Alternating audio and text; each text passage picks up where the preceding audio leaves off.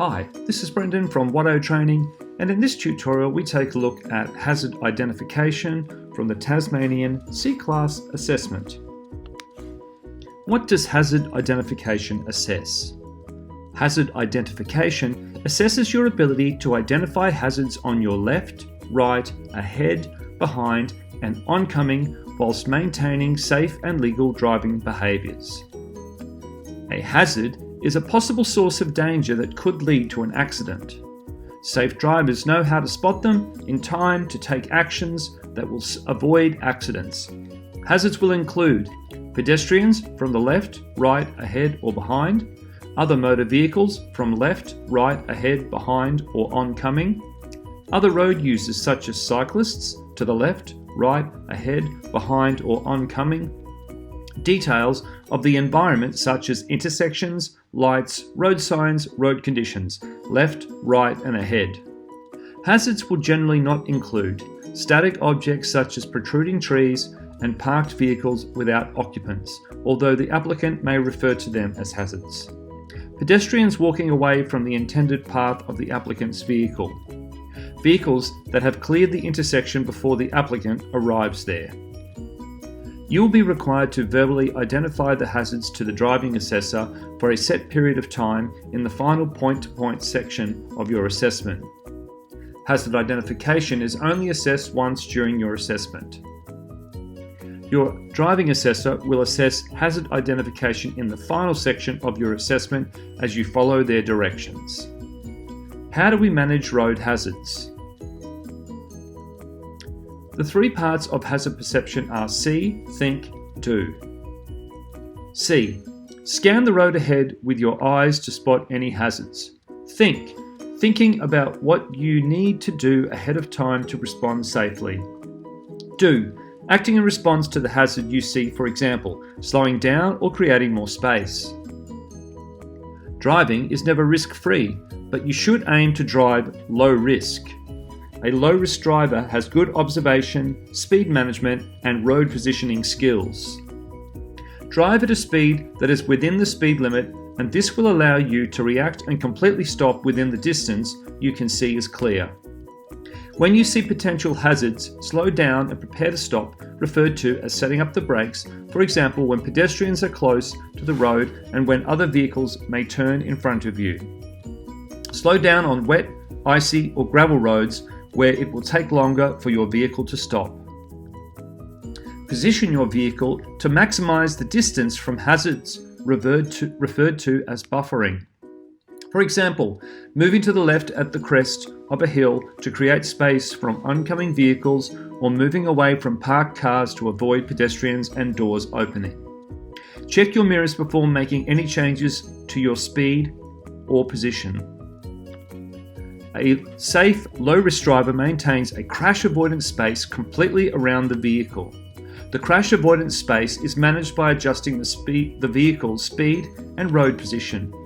To determine the crash avoidance space to the front of the vehicle, you need to take into account two key factors: reaction time and response time. Reaction time is the time the driver needs to see the information, perceive what it means, decide on a response, instigate that response. A driver who is fit, concentrating, alert and not affected by alcohol, drugs, fatigue or a distraction will still require about 1.5 seconds to react to a hazard. Response time is the time required to take action. Generally, a minimum of 1.5 seconds is needed to respond. In many situations, braking may be the only possible response. Swerving is rarely appropriate and can result in a more severe crash, for example, a head-on collision. Learners must be aware of what is in front of them, behind them, and beside them. This ensures that they are ready for unexpected hazardous situations and have the time to take necessary actions. The learner needs to position the seat and steering wheel correctly. The driver needs to be able to see as far ahead as possible, known as aim high. 2 hands on the steering wheel, 9 and 3 or 10 and 2. Actively scan the road environment. Scanning means a driver takes in the whole scene 360 degrees around their vehicle. Look up to 12 seconds ahead. In a 60 km/h zone, this means looking up to 200 meters ahead. On a freeway at 90 km/h, it is up to 300 meters. Use peripheral vision. Peripheral vision is vision as it occurs outside the point of fixation, i.e., away from the center of gaze. Be aware of blind spots. Keep your eyes on the move. Learners must use their rear view mirrors and side mirrors at frequent intervals, especially before signaling, braking and turning, to check what other road users are doing. Effective scanning means the learner constantly moves their eyes and/or their head when driving so that they can detect hazards that may arise ahead, to the sides and behind their vehicle. Shoulder checks, also known as head checks. Learners must conduct a shoulder check prior to moving off from the side of the road, lane changes, as well as prior to conducting maneuvers such as the hill start, U-turn and three-point turn, to identify and manage hazards safely. Signaling. The learner is required to signal in the correct direction long enough to give sufficient warning to other drivers and pedestrians when intending to turn, diverge, move into the edge of the road or curb, enter a line of traffic, at a T-section where the continuing road curves to the left, right, leaving the continuing road to proceed straight ahead onto the terminating road. The learner should signal in the correct direction for 5 seconds before moving off from a stationary position. Apply the system of vehicle control. The system originated from the Hendon UK Police Academy in 1936 and is still regarded by many as the most effective system for modern drivers. The system provides the learner with a predictable routine, which can be applied in sequence on the approach to any hazard.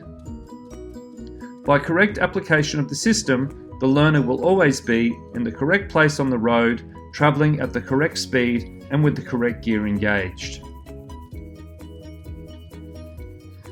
Let's take a look at the system in action. Step 1. Plan. Observe the hazard and decide the correct use. Step 2. Mirrors. Check for following or overtaking traffic. 3. Signal your intention to other road users. 4. Speed. Slow down and position. Reduce speed to a safe rate of approach and arrival at the hazard. 5. Gears and mirrors. Select appropriate gear to clear the hazard without a further gear change. Check mirrors again before entering the T-section. 6. Evasive action, and when clear, accelerate. Give way if necessary, then when safe, proceed. Giving way means to slow down and, if necessary, stop in order to prevent a crash from happening. Learners must always give way at a give way sign and check it's safe to continue. Give way signs are placed at intersections and other places where other vehicles have priority. There are also lots of situations on the road where you must give way even if there is no sign. Leave yourself an out. This means creating a space cushion around the vehicle. Make sure your learners don't follow other vehicles too closely and do their best to leave at least the front and one side open. This gives the learner an out. Someone enters their safety cushion. Following distance. Keep a minimum of 3 seconds following distance in Tasmania. Drive to the conditions. If it is raining, traffic is heavy, or it is late at night, the learner needs to slow down and allow extra space between their car and the car in front. Distracted driving includes using mobile phones, eating or drinking, loud music, conversation, and failing to pay attention to the road. Doing something else while driving puts extra demands on the learner, which may reduce his or her driving capabilities. Fatigue. Signs of fatigue include a feeling of vagueness, restlessness, sore eyes, headache, yawning, and difficulty maintaining concentration. Fatigue results in poor judgment and slow reaction times. Thanks for watching. This has been Brendan from Watto Training.